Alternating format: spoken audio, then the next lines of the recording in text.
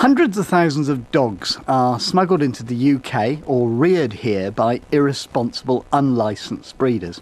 That's the finding of an investigation by the RSPCA into the breeding, trade and sale of puppies. The lower estimate is that 700,000 pups are bought in the UK each year, with more than half coming from breeders with no licence. Later, I'm going to be speaking to the Animal Welfare Minister, who's looking, for the first time in over 60 years, at reforming the law around the breeding and selling of puppies in England. But first, Bob Walker has analysed this RSPCA report's findings. The RSPCA says the report lifts the lid on the puppy trade, exposing for the first time the scale of the problem and the growing international connections. One Manchester-based gang was said to be earning £2 million a year. And last year, the charity received 3,000 calls from people concerned about puppy farms, a rise of more than 120% in just 5 years. And the reason for this ever-increasing demand? There's been a rise in what's called the designer dogs. So you've got things like Cockapoos, a Cocker Spaniel Poodle cross. These have become extremely popular over the last few years, and it's these that we're seeing a rise in the puppy farmers sort of buying and selling. The public want these breed of dogs, so that's what they're going for. Different dogs become popular because of certain TV programmes, when the film Cats and Dogs went out, beagles became popular. When Men in Black came out, pugs became popular. So there is this kind of demand from the public for certain breeds sometimes. The market for puppies in the UK is put at between 700,000 and 1.9 million a year. The RSPCA estimates that around 400,000 come from unlicensed breeders. Around 87% of complaints handled by the organisation related to internet sales. The report's author, David Bowles, says the overseas connections are growing, with unscrupulous breeders abusing the change to EU legislation that made it easier for owners to take their pets abroad. When the rules were relaxed on allowing people to travel freely across Europe with their dog for holidays or for dog shows, the traders in those countries basically took advantage of those rule changes. And we've seen huge rises in terms of number of puppies that have been exported from particularly Romania and Lithuania. The government proposes a licence requirement for breeding more than 3 litters a year, rather than the current limit of 5. The RSPCA says it should apply to 2 or more litters, and it also wants anyone selling a puppy to be licensed. It is going to be expensive, although local authorities at the moment are charging around about 100 or upwards for a licence for breeding. What we want to see is a system whereby local authorities can have a good system of enforcing the legislation, and that means you need to have inspectors going around to the people that are breeding these dogs. We are looking at setting the limit at 2 litters a year, and we believe that you can make the money back from the charges for these licences. You can have it self-sufficient in terms of getting enough inspectors to go around trained and knowing what they're looking for to actually crack down on this trade. At the moment, the trade is far too much undercover, and if you want to try and improve the standards for health and for welfare of these animals, you have to get it regulated. The Society is calling for a range of other measures, including tough inspections at ports and a more effective way of tracing those who sell online.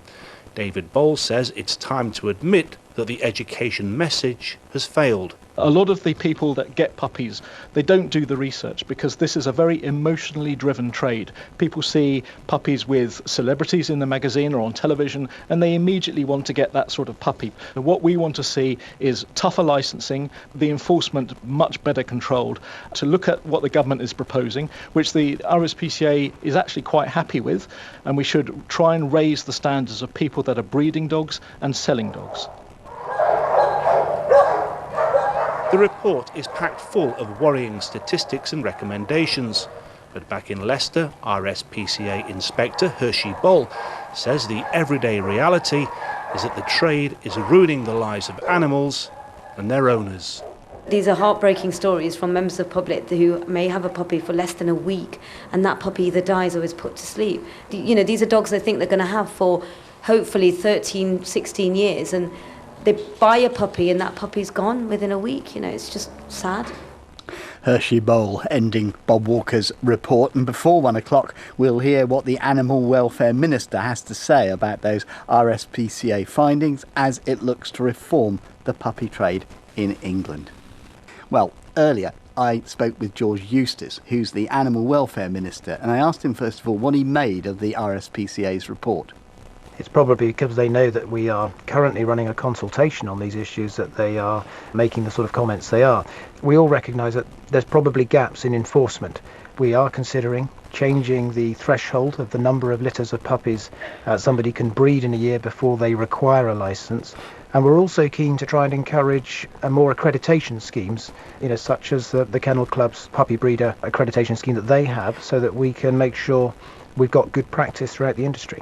There are lots of estimates of the numbers of animals being smuggled into Britain from Ireland and Europe. We don't really know the answer exactly how many, but I mean, how do you tackle it?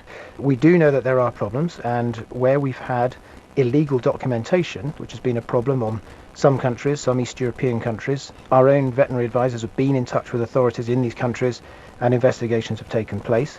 And we also know as well that there may be problems with some people bringing puppies in without any paperwork at all and without the right vaccinations. So do you think that maybe the EU relaxation in the laws allowing owners to move dogs across the continent has had perhaps the unintended consequences of allowing breeders to bring puppy farm dogs into the UK more easily?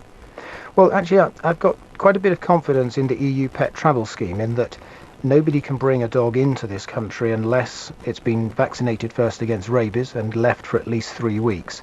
And you do require a qualified veterinarian to sign documentation and paperwork to say that that's taken place. And no ferry will allow anyone to even board the ferry with a dog unless it's got the correct paperwork. There's two problems. One is if you've got a rogue vet who fraudulently issues paperwork, and the other problem is where people are not bothering with the paperwork but managing to smuggle puppies in undetected, and that's something again that we're looking to tighten up on with some intelligence-led work led by the Animal and Plant Health Agency. Of course, there's a lot of pressure on our borders. I mean, you're tackling illegal immigrants, you're tackling drug smuggling. Where does puppy smuggling come in the order of things? When it comes to pet smuggling, this is a job for trading standards from the local authorities. The border agency, if they're looking for illegal people trafficking, will have heat sensors, infrared technology and the like that can pick up people who are being smuggled into the country. And it shouldn't be beyond the wit of man for us to use that sort of same technology simultaneously to pick up issues where there might be puppies being smuggled in as well. To come back to dogs bred here, the RSPCA says it wants to see anyone who breeds more than 2 litters a year to be licensed. Is that about right to you? That's about right, and we're consulting on precisely that. We're suggesting sort of 2 or 3 litters a year. It should be the threshold at which you require a licence. At the moment, just to clarify the law, there's been a misconception in a way that you don't need to have a licence if you're breeding less than 5 litters of puppies a year. In fact, what the law really says is that if you're in the business of breeding puppies, that's regularly breeding them to sell, you must have a licence. But I do accept that this is widely misunderstood by a number of local authorities, and it's become the norm in the last 10 to 15 years for them not to bother enforcing licences unless people are breeding at least 5 litters a year. The truth is, 15 years ago there were lots of concerns around big puppy breeding farms, and the law tried to tighten up on that. But what we've really seen in the last 10 years is irresponsible backstreet breeding, and that's a new concern that we have to address. And can you use a system of licences to trace people selling online? Because that is a big worry, isn't it? We have the 1951 Pet Shop Act. Anyone who is selling pets online commercially must have a local authority licence under the 1951 Pet Shop Act. It's not just for people who've got a high street shop with a doggy in the window, as it were. The Pet Shop Act also covers people who are trading online, and we seek through this consultation to clarify that so that we can capture more of the people that are selling pets online. Animal Welfare Minister George Eustice.